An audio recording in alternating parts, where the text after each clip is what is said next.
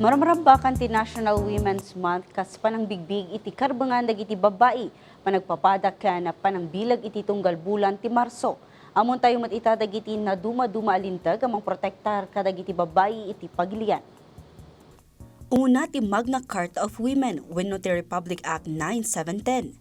Daytoy ti kangurunan alintag ana ipapaay para iti karbangan dagiti babbai iti pagilian.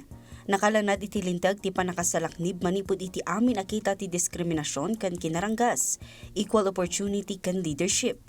Panakagunod ti access iti salunat, edukasyon kan social services. Nakalanad pa iti panakipasdak ti violence against women desk tunggal barangay.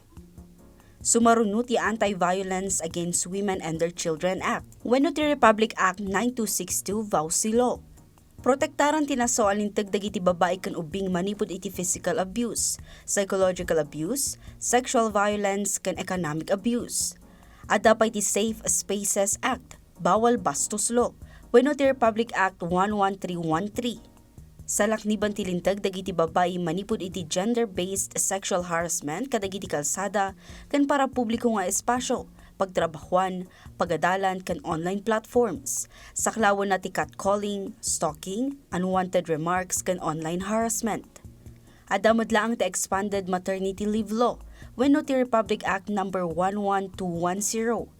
Baban iti lintag, maipaayan iti 105 days paid maternity leave dagiti babay a masikog amang manggad.